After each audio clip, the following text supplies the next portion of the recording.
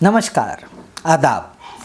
मैं हूं नीरज जैन और लोकायत द्वारा आयोजित बजट व्याख्यान बजट 2021-22 इसमें आम लोगों के लिए क्या है, इसके 7वें भाग में आपका स्वागत करता हूं। आज हम सामाजिक सेवाओं से जुड़े हुए दो और क्षेत्रों के बारे में बात करेंगे, पोषण संबंधी योजनाएं और पेंशन्स। पहले पोषण संबंधी योजनाएं। मोदी जिस समय सत्ता में आए थे, हमारा देश उसी समय एक गंभीर भूखमरी और कुपोषण के संकट से गुजर रहा था। लेकिन पिछले 8 सालों में, मोदी के 8 सालों के दौरान ये संकट और गहरा हो गया है। वैश्विक भूख सूचकांक ग्लोबल हंगर इंडेक्स, जो कि दुनिया के अलग अलग इलाकों और देशों में भूखमरी स्थिति का अंदाज लेता है, वह सूचकांक इस साल 2020 के आंकड़े आए हैं। 107 देशों का उसमें अंदाज लिया गया है और उसमें भारत का नंबर 94 है, यानी सबसे नीचे में से है। यहाँ तक कि भारत के आसपास के जो गरीब देश हैं, नेपाल, बांग्लादेश और पाकिस्तान, भारत की रैंकिंग उन देशों से भी नीचे है। उसी तरह से कुपोषण की स्थिति का यदि अंदाज लें तो जो राष्ट्रीय परिवार स्वास्थ्य सर्वेक्षण है, उसका पिछला सर्वेक्षण 2015-16 में आया था और वो आंकड़े बताते हैं कि देश के 1/3 से ज़्यादा बच्चे, 38% बच्चे कुपोषण का शिकार हैं। अभी उस सर्वे के अगला दौर हुआ 2020 का, उसके आंकड़े 17 राज्यों के लिए आए हैं और वो आंकड़े ये बताते हैं कि स्थिति और गंभीर हुई है। अब और कितनी गंभीर हो, सवाल तो ये है ना। कुपोषण बौद्धिक और शारीरिक विकास दोनों को ही गंभीर रूप से प्रभावित करता है। अध्ययन ये बताते हैं कि कुपोषण का प्रभाव सबसे अधिक 0 से 3 साल की उम्र में होता है और उस समय यदि बच्चा कुपोषण का शिकार हो, जिसके चलते कि उसका मानसिक और शारीरिक विकास दोनों ही बाधित हो जाता है, तो जिंदगी भर इसकी भरपाई नहीं हो सकती। यानी हम अपने 1/3 आबादी को बचपन में कुपोषित करके जिंदगी भर के लिए अभिशप्त कर दे रहे हैं। इससे गंभीर संकट और क्या हो सकता है किसी देश के सामने। उसके बावजूद मोदी सरकार ने अपने पहले 7 बजट्स और उसके बाद इस साल के बजट में लगातार कुपोषण की योजनाओं में जबरदस्त कटौती की है।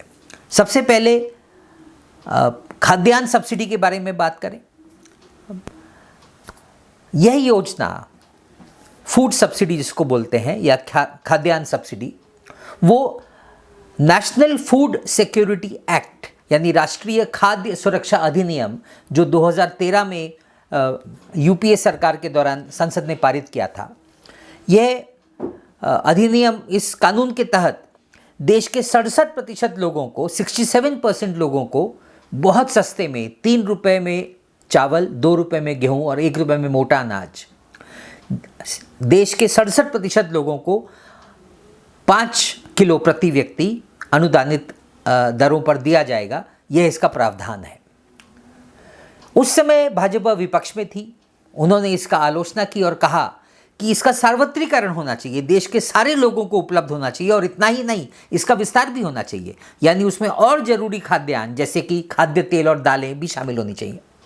लेकिन सत्ता में आने के बाद भाजपा इसमें भी पलटी खा गई। जैसे कि तमाम उन्होंने वायदों में किया है, ये वायदे भी मात्र जुमला रह गए और उलट सार्वत्रिकरण की तो बात दूर रही, जितना पहले 2014 में आवंटित हुआ, मोदी सरकार के पहले 7 बजट्स में जो आवंटन है वो इफेक्टिवली आधा रह गया।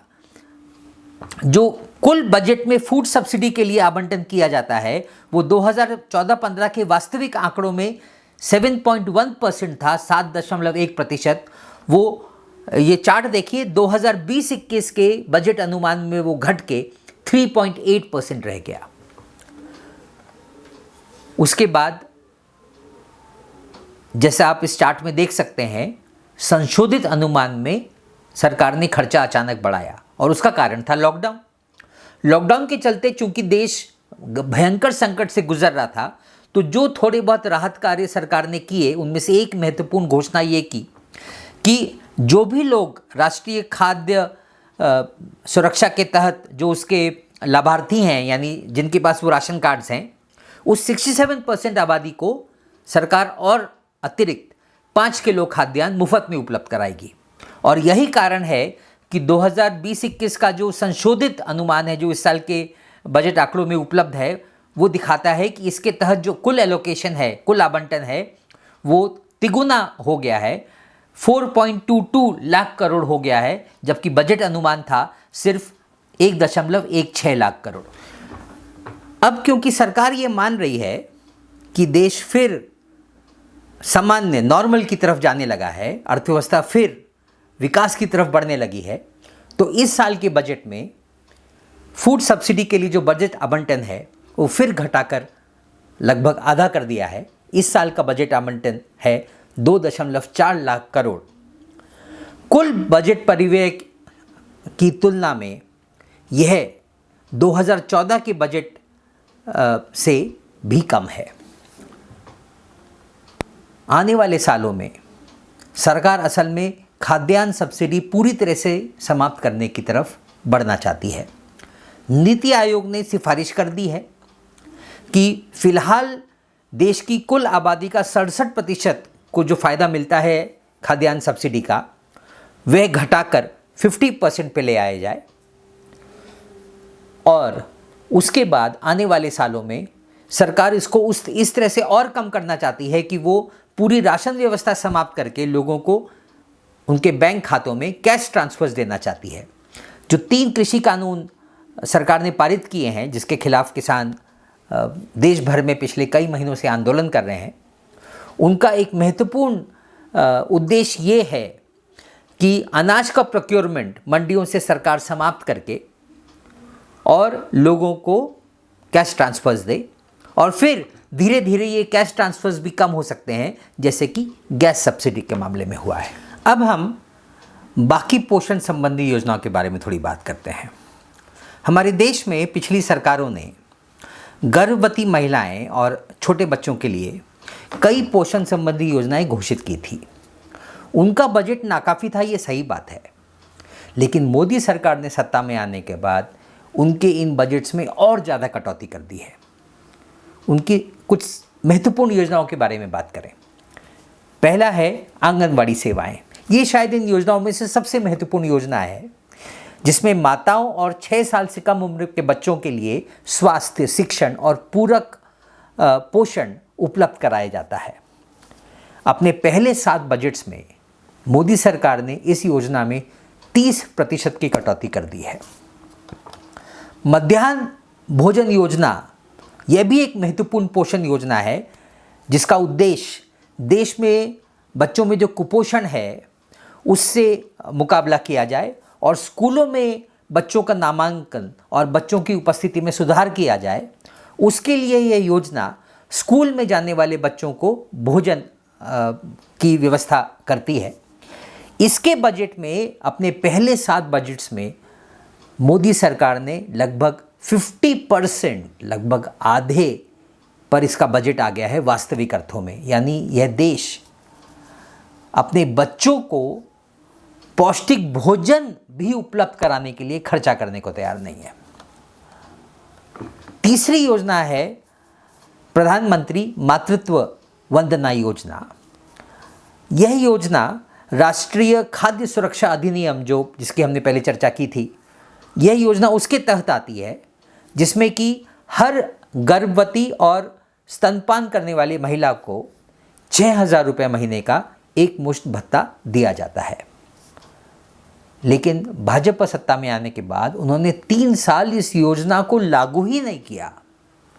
बहुत हल्ला मचने के बाद 2017 में उस समय वित्त मंत्री अरुण जेटली ने इस योजना की घोषणा की कि वो लागू करना शुरू कर रहे हैं, लेकिन जितना आवंटन करना चाहिए 9,700 करोड़ रुपए, अंदाज है कि इतना कम से कम आवंटन होना चाहिए देश की सारी माताओं को।